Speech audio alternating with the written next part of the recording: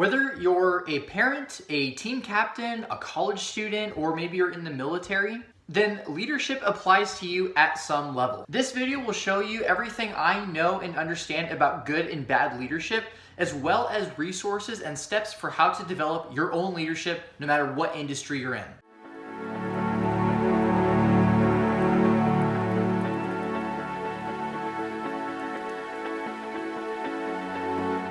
I'm copying the Marine Corps on this because they've taught me everything I know about leadership, and their methods are the most effective in my opinion. My philosophy, the philosophy that a lot of people adopt, and the one I recommend that you adopt, is basically understanding that there are 14 leadership traits and there are 11 leadership principles that make any team successful, no matter whether you're in business, sports, your own personal life. Let's start with the traits. Again, the credit is not mine.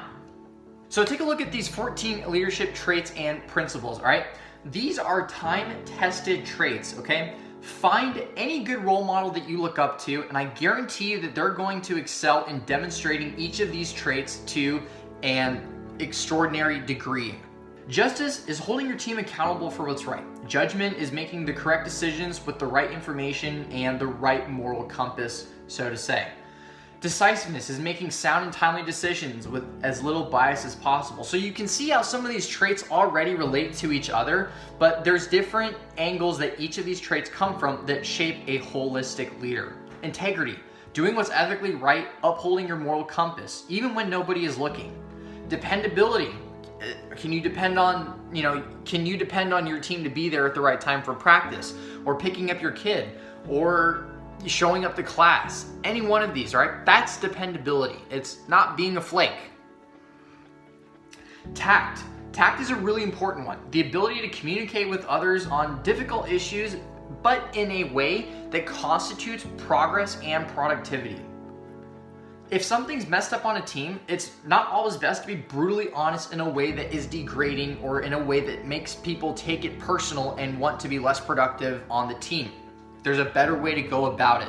Somebody who does not have tact is not able to communicate in a way that makes others want to work with you. So there's people on your team that you may not like, that are different than you. Maybe some of them are even a little morally flawed, and it's very obvious, okay? But if this person is someone you have to work with, they're on your team, that means that you have to be tactful in your approach to get this person to perform at their best, all right? Sometimes it's not always about being their friend. It's not about creating a friendship outside of the team and whatnot. It's really about getting the organization, getting the people on the team to work together. And sometimes you have to approach certain individuals with a certain attitude or a certain demeanor that will be more constructive to how you try to work with them, if that makes sense. Initiative. Don't always wait to be told what to do. Anticipate. Good leaders anticipate things that they need to prepare for, or things that they need to prepare their team for. So enthusiasm. Good leaders don't always just have this positive energy, all right? Some good leaders, if you might know some from a personal example or life, enthusiasm can just be whatever energy gets people to move, right? Sometimes that enthusiasm is intensity. Sometimes it's not just the form of someone saying, trying to cheer you up and just give you this which words of encouragement, all right? So enthusiasm can take many forms, understand that. Bearing, not losing your temper in heated situations or letting emotion interfere too much, right? Unselfishness, kind of a self-explainer. You can't make it about yourself, otherwise you're not being a team player, even if you're at the very top or you're the coach or you're the commanding officer of a unit. Courage, taking action despite the fact that there is friction, and despite the fact that there is danger or the possibility of defeat. And then we have knowledge, understanding what industry you're in, knowing the ins and outs of it. That's a big part of it too. Another word for knowledge is proficiency. Proficiency in sales, proficiency in talent recruiting, proficiency in the interview process, proficiency in all kinds of things that are technical to that industry, okay? Good leaders need to have all of these traits. The best thing you can do is analyze to see which one of these traits do you practice the most, exemplify the most, and which ones do you need to work on improving based on your style. Training your people as a team. People don't also have to train and work out as individuals. You can make it a team event. You can make it feel like it's a team effort. Keep your people informed. A lot of times information is obvious to you but not obvious to others, so you should keep your people informed to the point where it might even be too much.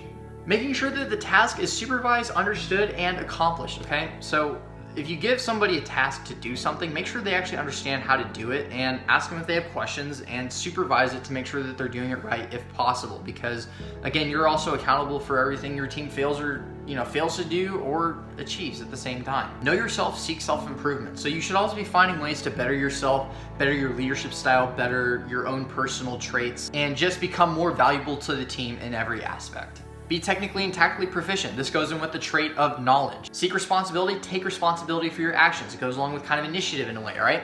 Responsibility, being accountable is very important because it's not about blaming other people if something doesn't go wrong. Good leaders will take it upon themselves to figure out, okay, what did I do wrong and what do I need to do to make sure that that doesn't happen again or that I need to make it better. So we have set the example, make sound and timely decisions, know your people, look out for their welfare. These are all very self-explanatory, but not a lot of leaders think to do this and not a lot of leaders know how to go about it, which I'll share in this part of this video, okay?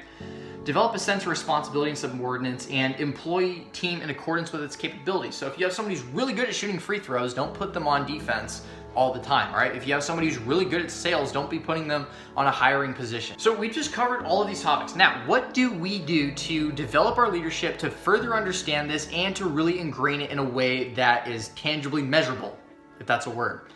So the first thing I would do, write all of these down. Pause the video, go back to this section, write down the 14 traits and the 11 principles on one piece of paper, fold it up and put it in your pocket, and don't let that piece of paper come out of your pocket unless pull out that piece of paper and read it whenever you think of it or you go to check your phone, because that will really ingrain these understandings. It will kind of remind you of traits and principles that you want to be putting into practice all the time. Highlight the ones that you know you need to work on, okay? So for me, one of mine was bearing. I got really flustered at like OCS, and I got really flustered at certain leadership positions if there was like a lot of friction, and like my brain would just it would think too fast. I would need to slow down, take in the information, and I would need to just think more clearly and work on that. So with bearing, it's just like learning how to stay calm, speaking calm and clearly to your team. After you've highlighted the ones you know you need to work on, in your daily planner, however you plan your day, however you set your to-do list, put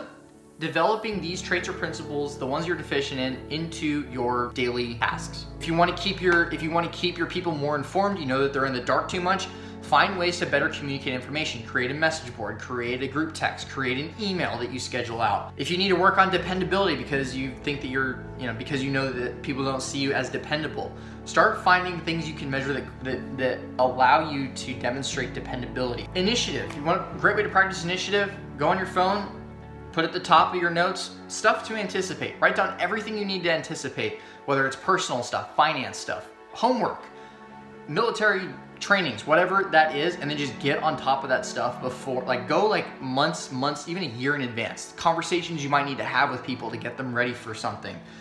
All kinds of things, all right? Nothing's off the table with that. Find out things to anticipate and get massively ahead on that and start taking action on it way before you were normally going to even start thinking about it. Let's talk about some other ways to develop really good leadership. Another really great way that I recommend doing it is to study leaders that you already like, role models in your personal life, movies, books, autobiographies. There's so many people that have been through some of the hardest, most trying leadership challenges, and they've written a book about their entire life experience, and you can study that in a couple hours if you really go for it. Great leaders, great coaches, people, I can give you some examples. John Wooden, great one, recommend checking him out. I have a video on him too that is he's my favorite dude for leadership stuff. Jocko Willink, really good podcast on extreme ownership, taking responsibility, holding people accountable for your actions, building great teams. Jocko Willink, great podcast, right? Great YouTube channel. Watch movies on leadership. There's so many movies you wouldn't normally peg as a good leadership case study, okay? Movies like Coach Carter, McFarland, Moneyball, We Were Soldiers. Go through these movies, pick out the main characters, and analyze their traits and principles and how well they exemplify both of those. Because you'll find that the good leaders in those movies had all of those traits and they figured out ways to further demonstrate those. And the bad leaders, maybe you're like Moneyball, all right? You can see that when they don't abide by these principles and foundations, their leadership is so much less effective. If you're more curious about like military leadership and traits principles, all of this good stuff, I recommend checking out a video I had on everything you need to succeed at OCS. It's a lot of this stuff is similar to it, but if you're going along that path, good video, could help you out, have some good information in it. I tried to make it as helpful as possible.